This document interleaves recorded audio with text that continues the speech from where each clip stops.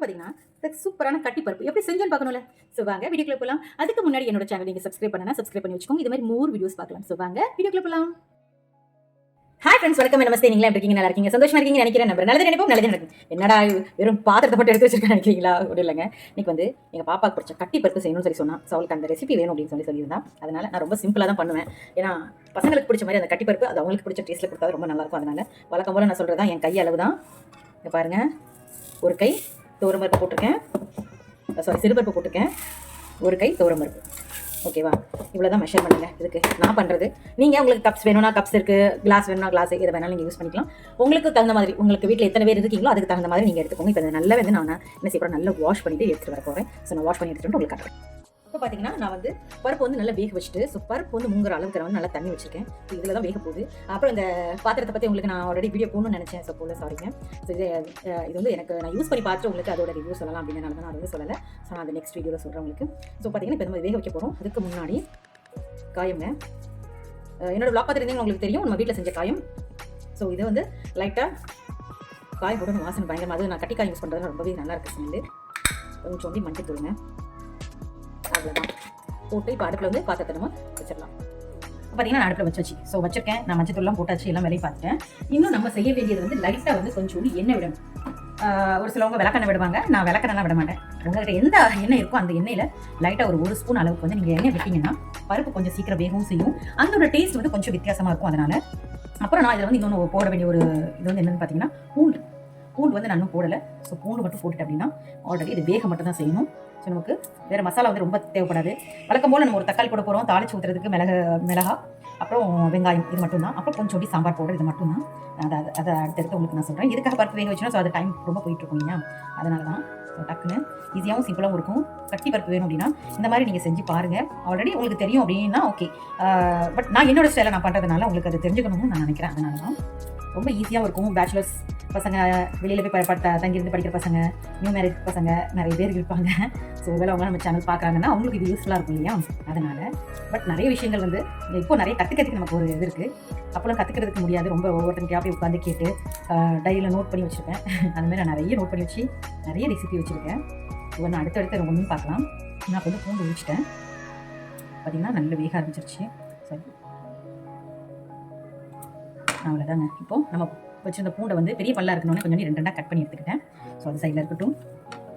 இதுக்கு மசாலாஸ் மட்டும் நமக்கு என்னங்க நான் சொல்லிடுறேன். நான் வந்து எந்த எக்ஸ்ட்ரா மசாலாவும் சேர்க்க மாட்டேன். தாளிக்கிறதுக்கு வெங்காயம். ஸோ வெங்காயம் வந்து ஒரு வெங்காயம், ஒரு தக்காளி, கொஞ்சோண்டி சாம்பார் பவுடர் மட்டும் தான் அதில் சேர்ப்பேன். வேறு எதுவுமே நான் சேர்க்க மாட்டேன். அந்த டேஸ்ட் பார்த்திங்கன்னா ரொம்பவே டிஃப்ரெண்ட்டாகவும் டேஸ்டியாகவும் இருக்கும். ஸோ அதனால் ரொம்ப மசாலா போட்டிங்கன்னா அந்த பருப்போட டேஸ்ட் போய் அந்த மசாலோட டேஸ்ட் தான் இருக்கும். அதனால தான். ஸோ இப்போ இந்த பருப்பு வேகும்போது நான் உங்களுக்கு அடுத்தடுத்து என்னங்க நான் உங்களுக்கு காட்டுறேன். இப்போ பார்த்தீங்கன்னா உங்களுக்கு தெரியும் பருப்பு வந்து நல்லா வெந்துருச்சுங்க. இப்போ பார்த்தீங்கன்னா தெரியும் சூப்பராக கட்டியான பருப்பு வேணும். இந்த மாதிரி தான் வேக வச்சு ஆகணும் நம்ம. ஸோ அதனால் நல்லா வெந்துருச்சு. இப்போ நான் அடுத்து ஒவ்வொரு பொருளாக நம்ம உள்ள போட போகிறோம். நான் வந்து ஒரு தக்காளி வச்சுருந்தேன். ஸோ அந்த தக்காளி வந்து உள்ளே போட்டேன். பாருங்கள், சூப்பரான பருப்பு நம்ம ரெடி பண்ணிட்டுருக்கோம். இப்போ இது கூட வந்து கொஞ்சோண்டி உப்பு, உங்களுக்கு தேவையான அளவு உப்பு போடுங்க. நான் ஒரு சின்ன ஸ்பூன், ஒரு ஸ்பூனுக்கு நான் போட்டிருக்கேன். அப்புறம் நம்மளோட சாம்பார் பவுடர். ரொம்ப ஸ்பைசி போடணும்னு நினைக்காதீங்க. ஏன்னா ஒருவேளை குழந்தைங்களுக்கு கொடுக்குறீங்க இந்த மாதிரினா கொஞ்சம் ஸ்பைசி வந்து கம்மி பண்ணிக்கோங்க. நான் ஒரு ஸ்பூன் அளவுக்கு நான் வந்து சாம்பார் தூள் வந்து எடுத்துக்கேன். இது வந்து இதோட சேர்த்து நல்லா வேகும்போது டேஸ்ட் ரொம்பவே நல்லாயிருக்கும்.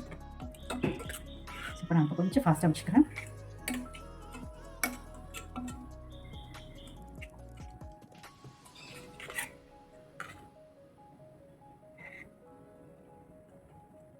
பாருங்கள், சூப்பராக நம்மளோட பருப்பு நம்ம உப்பெல்லாம் போட்டாச்சு. இது இன்னும் தக்காளி இது மட்டும் தான் வேகணும். ஸோ இதை வெந்துருச்சுன்னா நம்ம தாளிச்சு விட்டுனா நம்மளோட பருப்பு ரெடிங்க.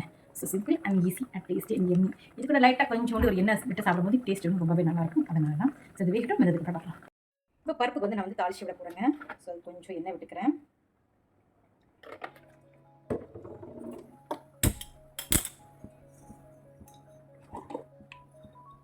நல்லா வந்து எண்ணெய் சூடாகட்டும். இப்போ பார்த்தீங்கன்னா எண்ணெய் நல்லா காஞ்சிச்சுங்க.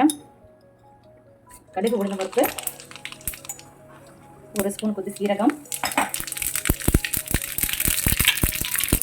பச்சை மிளகா, வெங்காயம் சேர்த்துறேன். நான் அப்போ பெருசு முடியாது அடங்கு. அதனால் கடற்கலை பாடம் இல்லைன்னா இன்னும் பெருக்க ஆரம்பிச்சிடும். கருவேப்பிலை அடுத்த சூழல் வைக்கிறேன். அவ்வளோதாங்க. அதை தாளிச்சு விட்டுட்டு நம்மளோட கட்டிப்பருப்பு ரெடி ஆயிருங்க. கொஞ்சோண்டி கட்டிப்பருப்பு வச்சு சாப்பிடும்போது அவ்வளோ ஒரு டேஸ்ட்டு அமேசிங்காக இருக்கும். டேஸ்ட் பண்ணி பாருங்கள். நீங்கள் பேச்சுலர்ஸ் யாராக இருந்தாலும் ஈஸியாக சமைக்கலாம். நியூ மேரேஜ் கட்டில் இருக்கவங்க நான் சீக்கிரம் சொல்லலாம், குயிக்காக சமைச்சலாம்னு வச்சுக்கோங்க.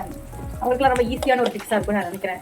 பேச்சுலர்ஸு இப்போ புதுசாக போய் தங்கி இருந்து படிக்கிற பசங்க இவங்களுக்கு எல்லாத்துக்குமே அது ஒரு நல்ல ஒரு ஈஸியான ரெடியாக இருக்கும். ஏன் அப்படின்னா வெளியிலேருந்து வாங்கி சாப்பிட்ற சில ஃபுட்டு ஒத்துக்காமல் கூட இருக்கும். இப்போ நம்மளே ஒன்றா சமைச்சு சாப்பிடும்போது கொஞ்சம் நல்லா இருக்கும். அதனால தான் இப்போ மசாலாவும் உங்களுக்கு தேவையில்லை. நீங்கள் பார்த்துட்டு இருந்தாலே உங்களுக்கு தெரியும். நல்ல வதக்கி எடுத்தோம்னா